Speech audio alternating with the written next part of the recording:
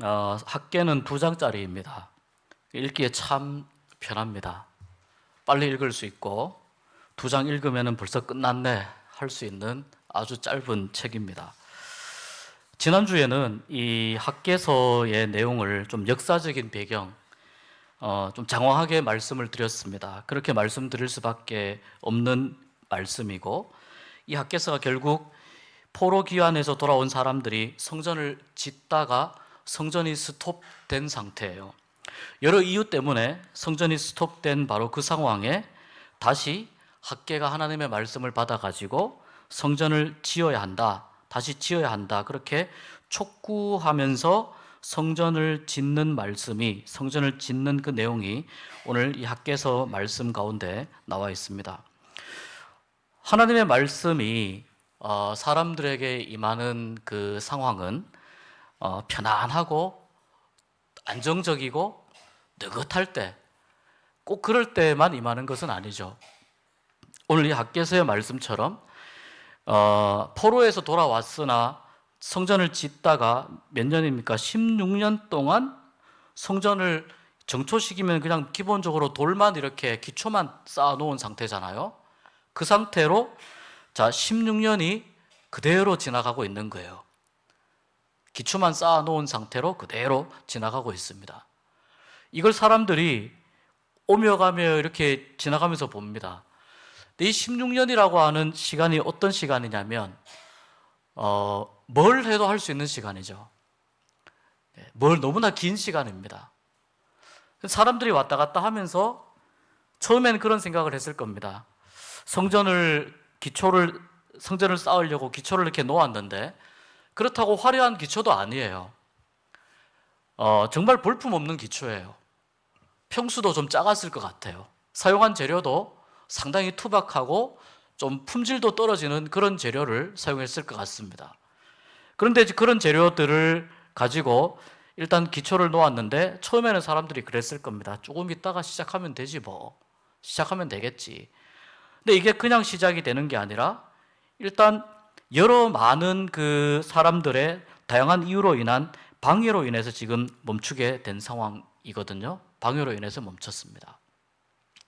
그러니까 그런 가운데에서 성전이 언젠가는 다시 지어지겠지라고 많은 사람들이 생각은 하는데, 그런데 문제는 뭐냐면은 성전은 그대로라는 거예요. 기초를 쌓아놓은 채로 그대로 남아있다는 거예요. 언젠가 다시 지어지겠지, 이렇게 생각하던 사람들 중에 여기 어떤 사람들이 있냐면요, 1장 2절에 보면 이런 사람들이 있었습니다. 이 백성이 말하기를 여호와의 전을 건축할 시기가 이르지 아니하였다 하느니라. 16년이나 지났는데도 아직도 뭐라고 이야기한다고요? 여호와의 전을 건축할 시기가 이르지 아니하였다. 이 학계서의 이 말씀을 우리가 읽으면서 우리가 좀 관심을 가지고 생각해야 될 부분은 그 눈에 보이는 성전 건축, 지난주 잠깐 말씀드렸지만 눈에 보이는 성전 건축이 아니라 오늘날 우리에게 이 학계서의 말씀이 이 성전을, 눈에 보이는 성전을 지었다고 하는 이 학계서의 말씀이 오늘 우리에게는 어떤 신앙적인 의미로 다가오는지에 대해서 우리가 좀 고민을 해봐야 될 것 같습니다. 눈에 보이는 무슨 뭘 또 지으라는 뜻인가, 그렇게 생각할 수 있다는 겁니다. 그래서 제가 제목을 성전 건축과 신앙 건축으로 잡았습니다. 저는 이 성전을 귀하게 여기는 마음은 꼭 필요하다고 생각을 합니다. 성전을 귀하게 여기는 마음은 너무 필요합니다. 이 건물 자체가 성전은 아닙니다. 예배 드리는 집이잖아요. 예배당입니다. 그런데 한번 생각해 보십시오. 성전은 아니고 예배당이라고 해서 이 건물에 대해서 우리가 애정을 쏟지 않고 사랑을 쏟지 않으면 어떻게 되겠습니까? 엉망이 되겠죠. 무슨 말이냐면 눈에 보이는 성전을 귀하고 소중하게 여기는 그 마음이 우리의 신앙을 지탱하는 하나의 중요한 기둥이 되어야 된다는 말씀입니다. 이 구약시대에는 성전이 중요했습니다. 왜냐하면 성전이 중요한 시대였기 때문에 그렇습니다. 그래서 성전을 보면은 하나님이 거기 계신 것 같은 거예요. 성전을 보면. 그러니까 3대 절기에 전국의 이스라엘에 흩어져 있는 사람들이 성전을 향해서 옵니다. 와가지고 하나님께 예물 드리고 하나님께 제사하고 하나님께 예배하는 3대 절기에 그렇게 와서 예루살렘으로 와서 그렇게 하고 또 고향으로 가는 거예요. 유월절 그렇게 보내고 맥추절 그렇게 보내고 또 뭐죠? 수장절, 맥추절, 유월절, 예, 그렇게 보내고 그리고 또 다시 돌아가는 거예요. 그런데 그때 이 유대인들이 생각했던 그 성전에 대한 개념은 하나님이 여기 계시다, 그런 의미인데, 이게 신약 시대에 와서 유형의 성전이 아니라 그 성전이 가지는 마음, 그래서 사도 바울이 우리 한 사람 한 사람이 성령이 거하시는 성령의 전이라고 이야기를 하고 있지 않습니까? 우리 한 사람 한 사람이 그런 사람이다라고 관점의 전환을 가질 것을 이야기하면서 더 이상 눈에 보이는 성전은 필요 없는 시대이다 라고 이야기합니다. 그런데 눈에 보이는 성전은 필요 없는 시대이지만, 그렇다면 그 눈에 보이는 성전을 중심으로 했던 그 모든 신앙적인 의미들이 다 필요 없는 것인가? 라고 할 때 그것은 아니라는 겁니다. 그 신앙의 중요한 의미들을 여전히 가지고 와서 오늘날 내가 성전이라고 하는 생각으로 나를 귀하게 여기고 나를 소중하게 여기고 또 나를 핍박하거나 학대하지도 말고 나를 또 잘 어떻게 해야 되죠? 영육간에 잘 건강하게 잘 돌봐주고, 이거 건강도 잘 지키셔야 되고 마음도 잘 지키셔야 됩니다. 뿐만 아니라 늘 우리 안에 성령님이 거하실 만한 그러한 어떤 상태가 되도록 우리 자신을 이렇게 돌봐 주어야 된다는 거죠.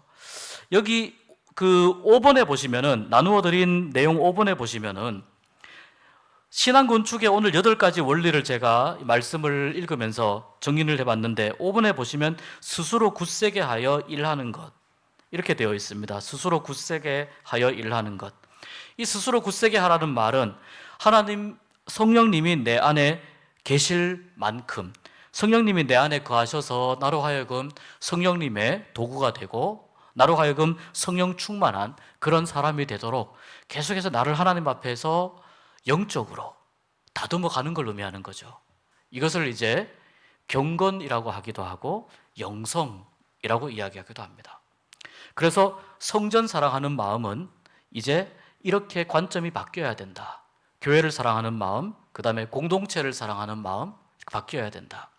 그리고 우리의 신앙을 어떻게 건축할 것인가에 있어서 우리의 신앙을 건축할 수 있는 가장 기본적인 요소는 아무리 이야기해도 강조해도 지나치지 않을 만큼 2가지가 있습니다. 말씀과 기도입니다. 무조건 말씀과 기도입니다. 이런 표현 써서 정말 죄송합니다만 때려 죽여도 말씀과 기도입니다.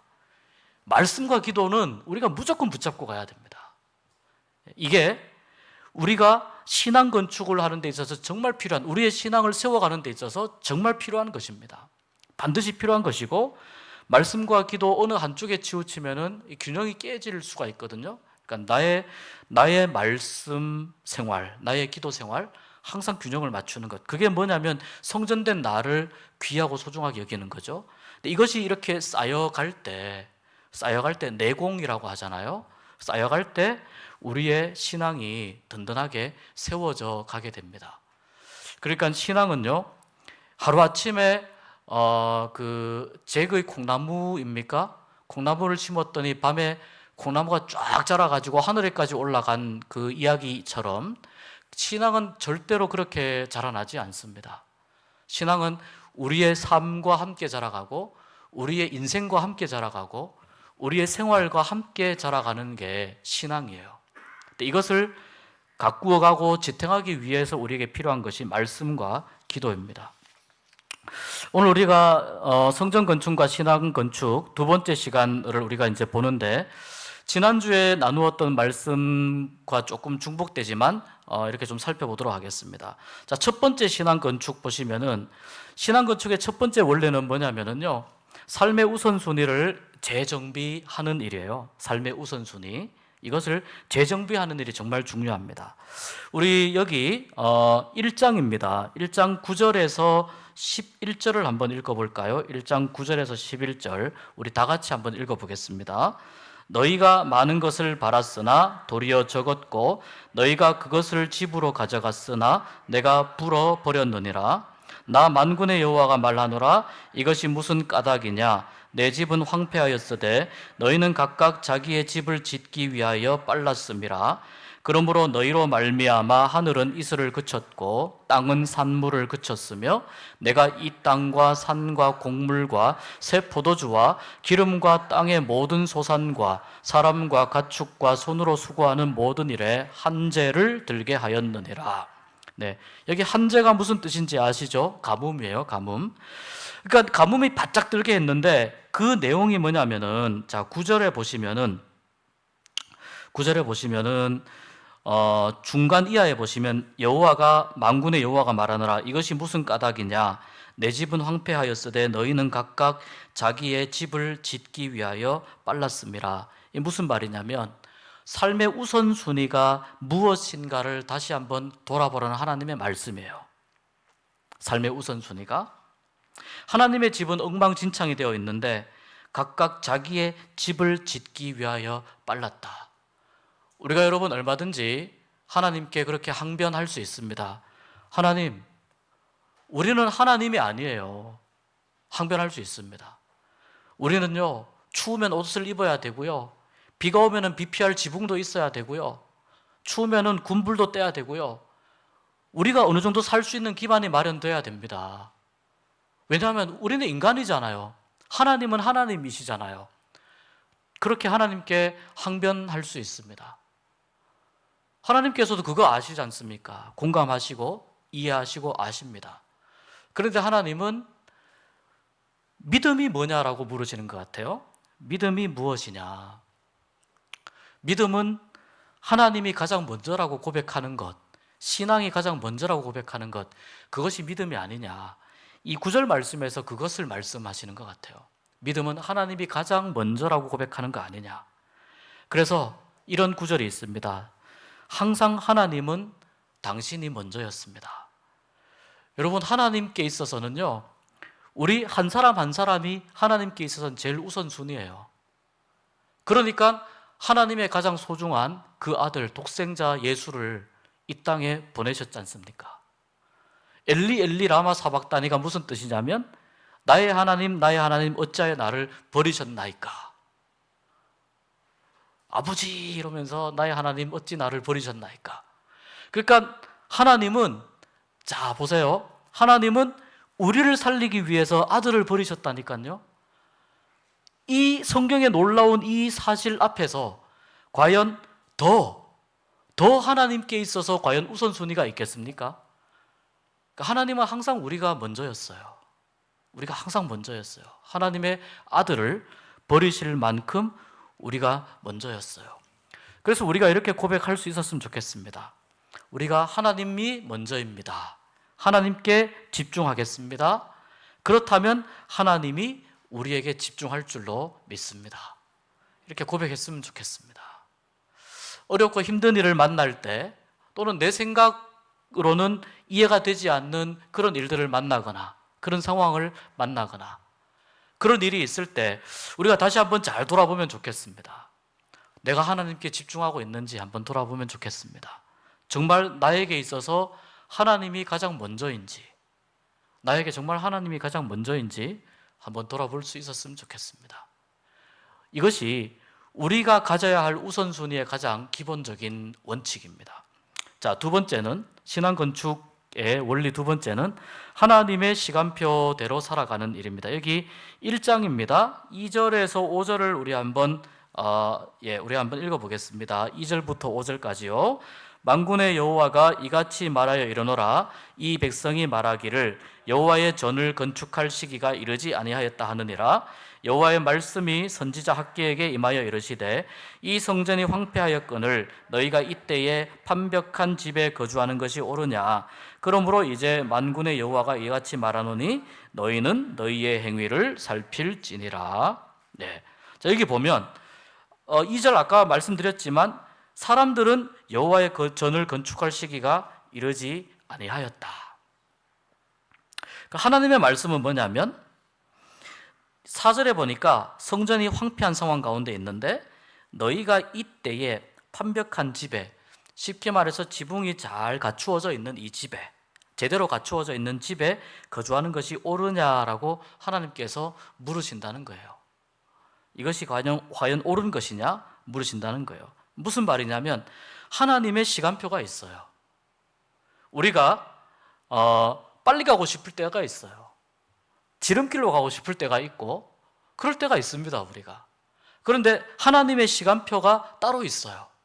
우리가 생각하는 시간과 하나님의 시간표가 따로 있다는 거예요.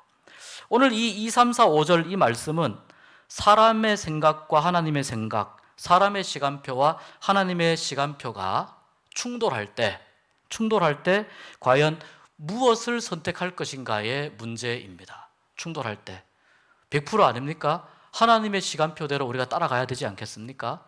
하나님의 시간표대로 따라가야 되죠. 1장 2절에 보면 아직이라는 말이 나오죠. 아직이라는 표현이 나옵니다. 자, 근데 뒤에 보면은 4절에 보면은 이때에 4절에 보면 오르냐라는 표현이 나옵니다. 오르냐. 자, 1장 2절에서 이야기하는 이 뉘앙스, 아직이라는 표현보다는 이 뉘앙스를 말하는 겁니다. 아직 이르지 아니하였다. 그런데 그렇게 생각하는 것은, 아직이라고 생각하는 것은 뭐냐면은 백성의 생각, 사람의 생각이라는 겁니다. 그런데 하나님이 그것을 묻는다는 거예요. 그것이 옳으냐라고 묻는다는 거예요. 과연 그것이 옳다고 생각하느냐, 그렇게 묻는다는 겁니다. 우리가 하나님의 시간표에 민감할 수 있었으면 좋겠습니다. 자, 그 다음에 세 번째 원칙은 뭐냐면은, 신앙 건축의 원칙은 자기의 행위를 살피는 일인데요. 자, 여기 보시면은 5절에 읽었습니다. 1장 5절에 보면은 끝에 너희의 행위를 살필지니라. 자, 그 다음에 7절에 보면은요, 만군의 여호와가 말하노니 너희는 자기의 행위를 살필지니라. 너희의 행위를 살필지니라, 이 말을 이렇게 이해할 수 있습니다. 너희가 가는 길들에 너희의 마음을 두어라, 이렇게 이해할 수 있습니다. 이것을 이 말을 조금 더 생각해 보면 삶의 자취를 정직하게 돌아보아라. 가고 있는 길을 돌아보아라. 그 다음에 다녀간 길을 돌아보아라. 상식적으로 생각해 보아라. 어느 백성들이 왕의 거처가 황폐함을 방치하고 자기의 집을 먼저 세울 수 있겠느냐. 이게 상식이라는 겁니다. 자기의 행위를 살피는 일은 뭐냐면은, 우리가 걸어가고 있는 이 길이 과연 옳은 길인지, 하나님께로 가까워지는 길인지, 하나님으로부터 멀어지는 길인지, 이것을 살펴보라는 것입니다. 자, 신앙 건축 네 번째 원리는요, 하나님의 말씀에 민감하고 또 믿음으로 반응하는 일이라고 볼 수 있습니다. 12절부터 15절입니다. 1장 12절부터 15절. 자, 이건 한 절씩 교독해 보겠습니다. 스알디엘의 아들 스룹바벨과 여호사닥의 아들 대제사장 여호수아와 남은 모든 백성이 그들의 하나님 여호와의 목소리와 선지자 학개의 말을 들었으니 이는 그들의 하나님 여호와께서 그를 보내셨음이라. 백성이 다 여호와를 경외하며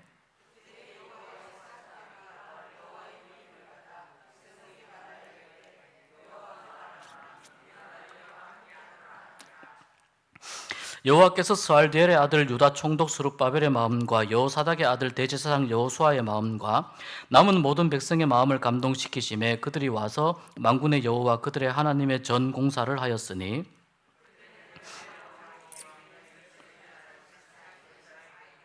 아멘. 자, 여기 보면 12절에 한번 보실까요? 12절에 보시면 하나님의 말씀에 민감한 것이 뭐냐면, 자, 모든 백성이, 중간쯤 보십시오. 모든 백성이 그들의 하나님 여호와의 목소리와 선지자 학개의 말을 들었으니, 하나님 여호와의 목소리와 선지자의 말을 들었다고 이야기합니다. 하나님의 목소리와 선지자의 말을 들었으니, 왜 그러냐면은 하나님께서 이 학개를 그들에게 보내셨다고 하는 것을 믿기 때문에 이 말을 들었다는 거예요. 하나님께서 그를 보내셨다는 것을 믿기 때문에 이 말을 들었다는 겁니다. 그런데 자, 경외의 대상은 어디가 되냐면 하나님이 되는 거예요. 경외의 대상은요. 선지자는 뭐냐면 하나님의 뜻을 이루기 위해서 쓰임받는 도구라고 보시면 됩니다. 하나님의 뜻을 이루기 위해서. 근데 하나님께서 항상 막 우르쾅쾅 하면서 우리에게 이렇게 막 말을 계속 하실 수는 없지 않습니까? 네. 그러니까 하나님께서 선지자를 보내셔가지고 하나님의 말씀을 대신 전하게 하시는 거거든요. 그게 이제 예언이에요. 하나님의 말씀을 받아서 전하는 걸 예언이라고 그래요. 물론 이 예언 안에는 미래의 일을 이야기하는 것도 포함되지만 예언의 이 본질적인 의미는 하나님의 말씀을 받아가지고 전하는 걸 예언이라고 합니다. 그 예언 안에 자, 축복의 말씀도 있고 그 다음에 또 때로는 이쪽 길로 가면 안 됩니다 라고 하나님의 그 간절히 애타는 마음으로 다독이는 마음도 있고 위로하는 말도 있고 심판의 말도 있고 또 여러 가지 많은 말들이 있을 수 있잖아요. 이 말들이 다 포함되어서 예언이라고 합니다. 몇 날 며칠 몇 시에 무슨 일이 일어날까요? 어떻게 될까요? 이거는 예언이 아니죠. 그 점쟁이죠. 그러니까 우리는 예언을 우리가 그 고린도전서입니까? 예언을 사모하라고 그러잖아요. 예언을 우리가 사모해야 돼요. 하나님의 말씀을 우리가 귀 기울이는. 그래서 하나님의 말씀에 백성들이 자, 학개가 이야기하니까 지금 하나님의 말씀이 이 백성들에게 들어갑니다. 지금 들어가니까 어떻게 되냐면 이 백성들의 마음이 움직이고 변하는 거예요. 움직이고 변하는 거예요. 그리고 보시면은 자 13절에도 보시면은요 여호와의 사자 학개가 여호와의 사자라고 할 수도 있고 뭐 여호와의 물개라고도 할 수도 있어요. 자, 그런데 중요한 것은 하나님이 보낸 사람이란 뜻이잖아요. 하나님이 보낸 사람 학개가 여호와의 위임을 받아. 그죠? 여호와의 위임을 받아 백성에게 말하여 이르되. 자, 이 백성들이 이렇게 학개를 이해하고 있다는 겁니다. 하나님이 보낸 사람으로 이해하고 있고 하나님의 그 고난을 위임받은 사람으로 이해하고 있고 그리고 학개가 백성에게 하는 말을 하니까 백성들이 듣습니다. 그리고 보세요. 14절에 보십시오. 하나님의 말씀에 민감하게 되면 어떻게 되냐면은 자, 스룹바벨의 마음과 대제사장 여호수아의 마음과 남은 모든 백성의 마음을 감동시키심에 그들이 와서 만군의 여호와 그들의 하나님의 전 공사를 하였으니. 저는 이 부분이 굉장히 중요하다고 생각합니다. 하나님께서 이때다라고 말씀하시는 것은 언제냐면 바로 모든 사람들이 하나님의 말씀과 하나님의 뜻에 감동될 때가 아닌가 생각이 됩니다. 백성들이 감동이 되었어요. 그러니까 하나님의 전 공사를 할 마음이 생기고 결심을 하게 되고 하나님의 전을 공사를 하게 됩니다. 그러니까 우리가 이 12, 13, 14, 15절을 읽으면서 하나님의 말씀에 우리가 민감해야 된다는 것, 그리고 믿음으로 반응해야 한다는 것이 얼마나 중요한 일인가 하는 것을 알게 됩니다.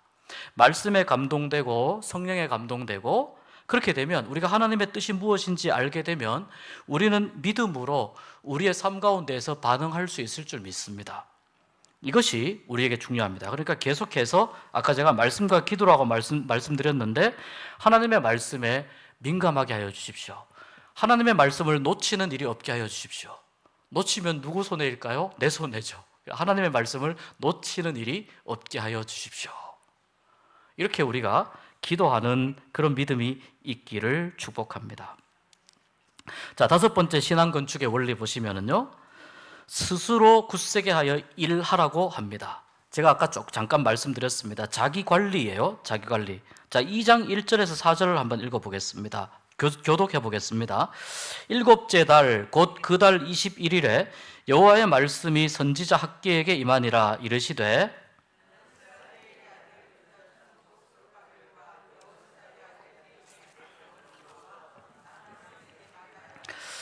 너희 가운데에 남아있는 자 중에 이 성전의 이전 영광을 본 자가 누구냐? 이제 이것이 너희에게 어떻게 보이느냐? 이것이 너희 눈에 보잘것없지 아니하냐?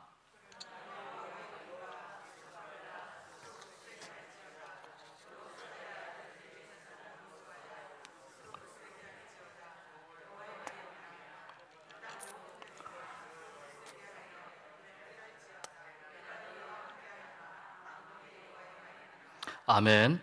4절 끝에 보면 거기 보세요. 스스로 굳세게 하여 일할지어다. 그러면 하나님이 가만 내버려 둔다고요? 아니죠. 내가 너희와 함께 하노라. 스스로 굳세게 하여 일하는 그 사람에게 하나님 앞에서 자기 자신을 다듬고 하나님 앞에서 자기 자신을 경건하게 하고 하나님 앞에서 자기의 신앙을, 자기의 삶을 돌아보기 위해서 애쓰고 노력하는 그 사람에게 하나님이 어떻게 하신다고요? 내가 너와 함께 하노라. 이렇게 말씀해 주신다는 겁니다. 이 3절에 너희 가운데에 남아있는 자 중에 이 성전의 이전 영광을 본 자가 누구냐? 이 말을 학계 선지자가 하고 있습니다. 제가 지난주에 연도 계산을 했는데, 자, 이 성전, 예루살렘 성전이 완전히 부서진 때가 언제냐면 BC 586년, 587년 이 어간이라고 말씀드렸습니다. 바벨론의 3차 침공에 의해서 3차 포로로 이 사람들이 잡혀갈 때, 3차 포로로 잡혀갈 때 그때 586년, 587년에 무너졌어요. 자, 그런데 오늘 지금 이 이야기를 하고 있는 지금 현재 이때는 언제냐면은 BC 520년이에요. BC 520년. 자, 586년으로 계산해 볼게요. 586년에서 지금 520년, 정초식을 하고 나서 16년이 지난 520년까지니까 성전이 무너지고 나서 몇 년이 지나서 이야기하냐면은 66년이 지나서 이야기하고 있는 거죠.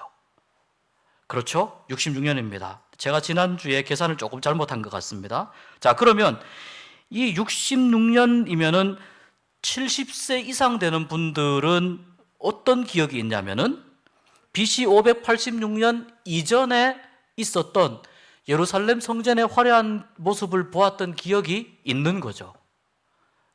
기억력이 좋은 분들은 한 살 때 봤을 때도 있을 겁니다, 아마. 아주 영특하고 지혜롭고 아주 천재적인 분들은 그럴 겁니다. 가끔 그런 분들 있지 않습니까? 내가 2살 때 무슨 일 했다고. 놀라운 분들입니다. 세상에 참 신기한 분들이 많습니다. 자, 그런데 아무튼 그건 그렇다 치고 그래도 한 5살 정도면 좀 기억이 있지 않겠습니까? 저도 5살 때 기억은 생생하거든요. 그럼 이제 저 정도 수준에서 봤을 때 5살이라고 하면 자, 71세 이상 되는 분들은 기억이 있을 거라는 거죠.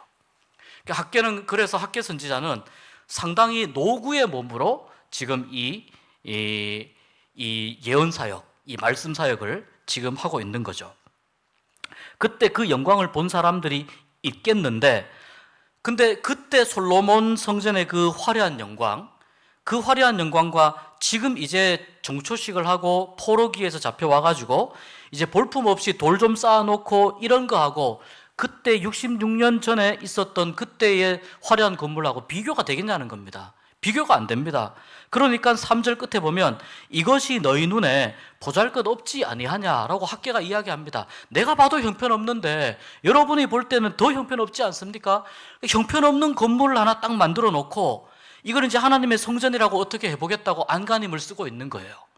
볼품없는 조그만한 집을 하나 지으면서. 그런데 하나님의 말씀이 놀라운 게 2장 9절을 보십시오. 2장 9절을 보시면은 이 성전에 보십시오. 나중 영광이 이전 영광보다 크리라. 만군의 여호와의 말이니라. 내가 이곳에 평강을 주리라. 만군의 여호와의 말이니라. 하나님의 말이라고 2번이나 강조하면서 첫 번째는 뭐라고 이야기하냐면 예전의 성전의 그 화려함, 그거 영광이 아니다라고 말씀하는 거예요. 눈에 보이는 화려한 건물 영광이 아니라는 겁니다. 지금 이렇게 아직 제대로 지금 건물도 안 올라가고 이 초라한 스룹바벨을 중심으로 해서 쌓고 있는 이 초라한 성전이 이 성전에게서 나올 영광이 이전의 솔로몬 성전의 그 영광보다 훨씬 더 클 것이라고 이야기하는 거예요. 저는 여기서 중요한 사실을 하나 깨닫습니다. 영광은 그래서 하나님이 만들어가는 것이라는 걸 깨닫습니다. 여러분, 교회가 좀 작으면 어떻습니까? 건물이 좀 화려하지 않으면 어떻습니까? 좀 늦게 가면 어떻습니까? 이 스룹바벨 성전이 지금 지어지고 있는 과정이 정말 볼품 없습니다. 너무 볼품 없는데 이렇게 볼품 없는데 하나님께서는 이 스룹바벨 성전에 더 애착을 가지시는 거예요.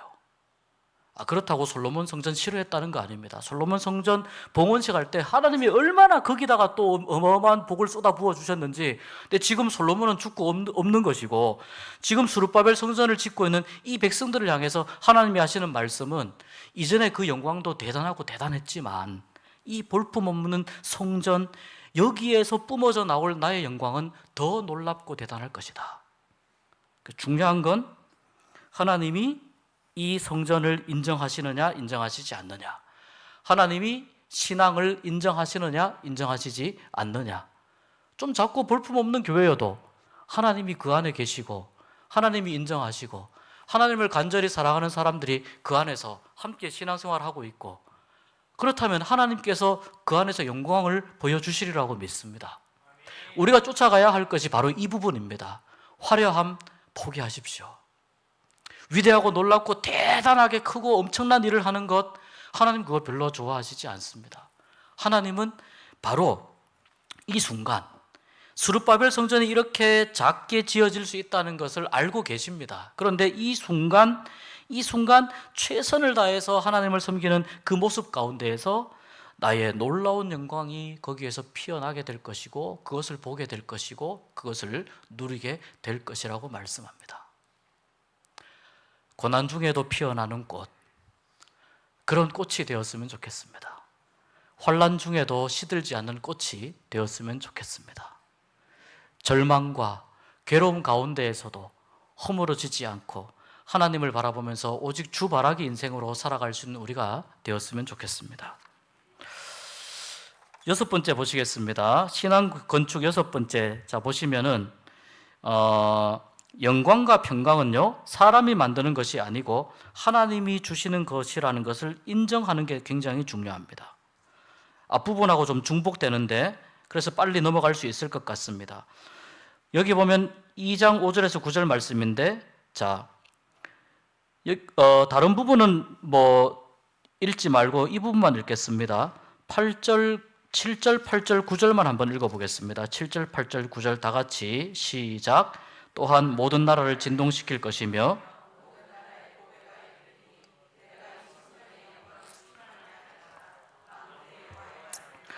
은도 내 것이요 금도 내 것이니라. 만군의 여호와의 말이니라.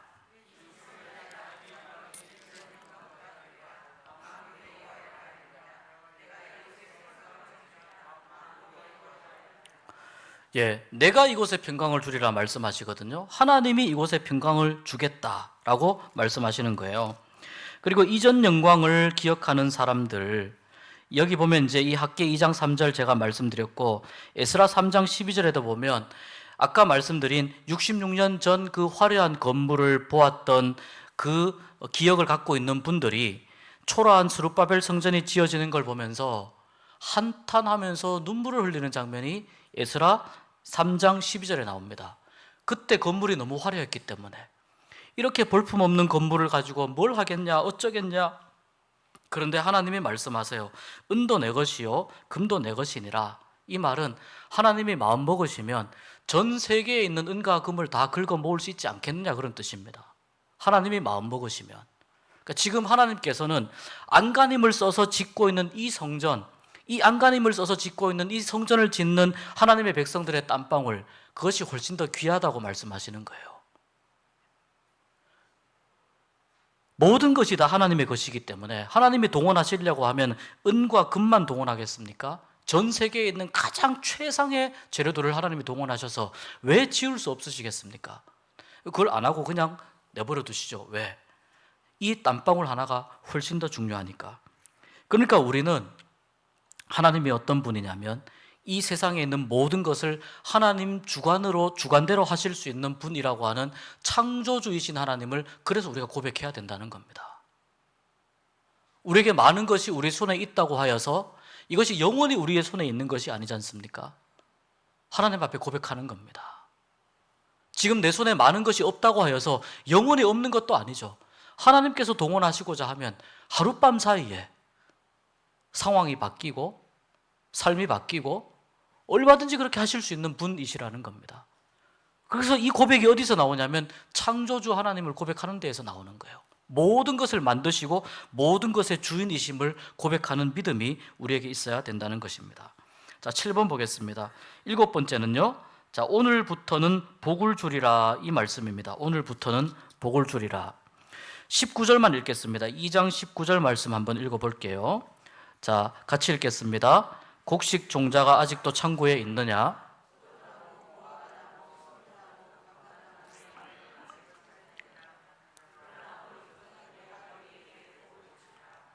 자, 이 내용이 제가 말씀드린 1번, 2번 신앙건축 1번, 2번의 이 원리와 좀 충첩되는 부분이 있는데, 지금 하나님께서 이스라엘 백성들의 삶을 어떻게 보시냐면은 하나님께 집중하고 있지 않다라고 보고 계시거든요. 하나님께 집중하고 있지 않다.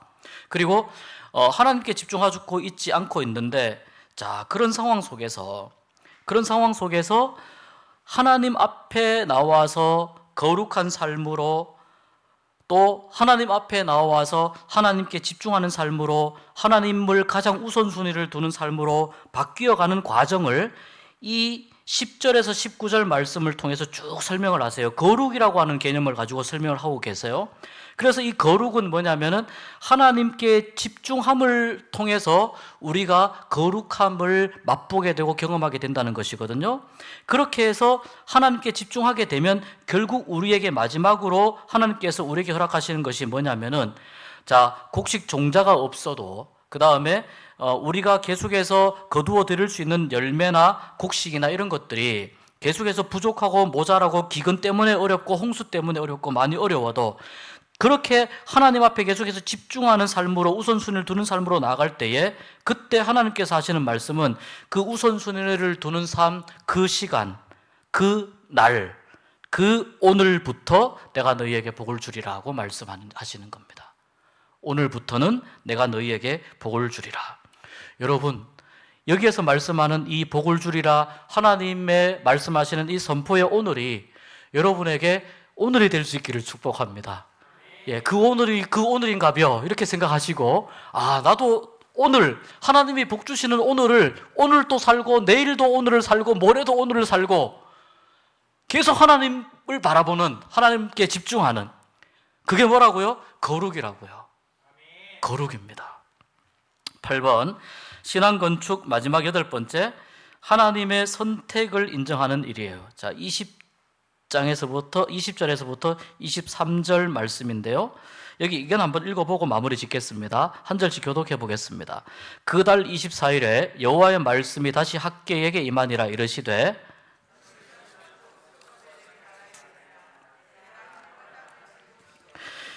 여러 왕국들의 보좌를 엎을 것이요 여러 나라의 세력을 멸할 것이요 그 병거들과 그 탄자를 엎드러 뜨리리니 말과 그 탄자가 각각 그의 동료의 칼에 엎드러지리라.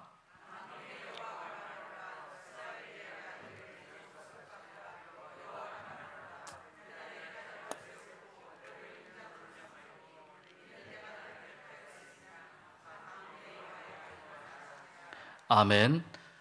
자, 남유다를 멸망시킨 나라가 무슨 나라라고요? 바벨론이라고 말씀드렸죠. 바벨론입니다.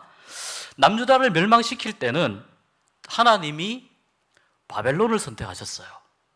우상 숭배하는 바벨론을 선택하셨어요. 그런데 성경에 보면은 그 바벨론의 죄악에 대해서 하나님이 또 물으세요. 이 바벨론은 절대 선이 아닙니다. 바벨론이 하나님을 믿는 나라가 아니기 때문에 절대 선이 아닙니다. 바벨론은 악한 나라가 맞습니다. 아수르도 악한 나라가 맞습니다. 맞는데, 그런데 하나님은 그 악한 나라도 선택합니다. 왜냐하면 지금 이 순간 이 남유다의 하나님의 역사를 이루어가기 위해서 필요한 도구가 뭐냐면 바벨론이라고 하나님이 생각하시고 선택하셨기 때문이에요. 그런데 저는 바벨론도 그렇고 보면 이 이사야도 그렇고 이방 나라에 대한 그런 선포와 선언들이 많이 나오거든요. 잘 생각해 보십시오. 구약 시대에 이방 나라에 대한 선언과 선포를 왜 했겠습니까? 어차피 하나님 안 믿는 나라인데요. 왜 했겠습니까? 이 구약 성경이 이스라엘 백성들, 이스라엘 민족에게만 집중되고 거기에게만 국한되는 성경이 아니라는 것을 이야기하는 것이고, 하나님은 이스라엘만 사랑하는 하나님이 아니라는 것을 이야기하는 거예요. 그래서 요나 같은 선지자를 보내가지고 아수르의 수도였던 니느웨에 가서 거기 12만 명 정도가 살고 있는 대도시인데 말씀을 전파해라, 멸망한다고 선포해라. 요나가 우여곡절 끝에 갔습니다. 니느웨로 갔습니다. 갔는데 이 요나의 마음은 뭐냐면, 요나가 북이스라엘 출신이잖아요. 그런데 이 아수르가 북이스라엘을 계속 압박하고 있었기 때문에 이 요나의 마음 가운데에는, 와, 하나님이 이제 드디어 이 니느웨를 완전히 엉망으로 만드시겠구나라고 하는 기대가 있는 거예요. 이 기대는 민족주의적인 의미도 있고 요나가 생각하는 나름의 정의의 의미도 있어요. 그리고 요나의 마음속에 있는 하나님에 대한 믿음, 그 믿음에서 나오는 이 고백도 있어요. 기대도 있어요. 그러니까 요나가 가지고 있는 이 생각이 요나의 관점에서 잘못된 게 아니고 북이스라엘의 관점에서 잘못된 게 아니에요. 요나가 어쨌거나 갔습니다. 가서 니느웨는 3일 정도 다녀야지 좀 꼼꼼히 볼 수 있거든요. 그런데 3일 정도 다녀야 되는 그 니느웨 큰 도시를 하루만 다니면서 건성건성으로 다녔다는 뜻입니다. 여기 찔끔 저기 찔끔, 그리고 그렇게 건성건성으로 다니면서 던진 메시지가 진정성이 있었겠습니까? 그냥 메시지 툭툭 던졌겠죠. 그런데 놀라운 게, 건성건성 던졌던 그 요나의 메시지에 니느웨의 왕들로부터 심지어는 가축들까지 반응하기 시작합니다. 전부 다 뒤집어져 가지고 죄를 뒤집어 쓰고 전부 다 회개를 합니다. 요나가 그 하루 동안 멸망에 대한 말씀을 딱 선포하고 나서 이 니느웨 성이 잘 보이는 언덕에다가 집을 짓고, 이제 니느웨가 어떻게 멸망하나, 왜냐하면 이게 요나가 생각하는 하나님의 정의거든요. 어떻게 멸망하나 구경을 하고 지켜봅니다. 근데 니느웨가 멸망을 안 해요. 멸망해야 되는데 멸망을 안 해요. 저는 이 성경에서 가장 건성건성 대충 사역했는데 가장 탁월한 열매를 맺은 사람이 요나가 아닌가. 예. 나 하기 싫어요. 이런 거 대충 했는데 가장 탁월한 열매를 맺은 것이 요나가 아닌가. 그렇다고 여러분 건성건성 대충 하시지 마시기 바랍니다. 이 특별한 경우이기 때문에 그런 것이고, 하나님 우리에게 충심을 요구하시는 줄 믿습니다. 하나님의 말씀에. 아무튼 요나서는 너무 신기합니다. 그렇게 해서 니느웨의 그 12만여 명이나 되는 사람들이 구원을 받았습니다. 그러니까 하나님께서 아수르라든지 바벨론이라든지 하나님의 도구로 사용하시기 위해서 하나님을 안 믿는 나라들을 선택하시는데, 그러나 하나님은 곧 그 도구로 사용한 그 도구에, 쉽게 말해서 사용 연한이 끝나고 나면 그 도구로 선택하셨던 그 나라에 대해서도 하나님께서 책임을 물으신다는 겁니다. 하나님은 왜 이때 우리나라가 망하게 하였나요? 남유다 사람들은 그렇게 이야기했을 수 있습니다. 오늘 이 말씀에 보면은 여기 그래서 22절에 여러 왕국들의 보좌를 엎을 것이요라고 말씀하지 않습니까? 이방 땅의 왕국을 엎을 것이라고 말씀합니다. 엎을 것이다. 그런데 23절에 보면 스룹바벨에게 내가 너를 세우고 너를 인장으로 삼으리니 이는 내가 너를 택하였음이니라. 마지막 이 말씀을 마무리하고 정리하면서 오늘 신앙건축 1, 2, 3, 4, 5, 6, 7, 8 이 우선순위를 우리가 생각하면서 맨 마지막 여러분께 말씀드리고 싶은 이 신앙건축의 선택은 그 말씀은 뭐냐면 내가 너를 택하였음이니라. 스룹바벨에게 하신 이 말씀이 내가 너를 택하였음이니라 나에게 하는 말씀이 되게 해달라고 기도하시면 좋겠습니다. 하나님의 선택을 인정하십시오. 너무 감사하게도 우리는 하나님이 선택한 하나님의 백성인 줄 믿습니다. 그러면 하나님이 선택한 하나님의 백성으로 살아가는 은혜와 기쁨이 우리에게 있기를 소망합니다. 이 기쁨과 은혜와 평강을 잃어버리지 않으시는 여러분 모두가 되시기를 축복합니다. 한 1분 정도 우리 기도했으면 좋겠습니다. 하나님, 혹시 내 신앙이 혹시 좀 기초가 흔들리지 않습니까? 혹은 바람이 세게 불어서 창문이 날아가진 않습니까? 지붕이 약하지 않습니까? 기둥이 약하지 않습니까? 내 신앙이 다시 새롭게 세워져야 하지 않습니까?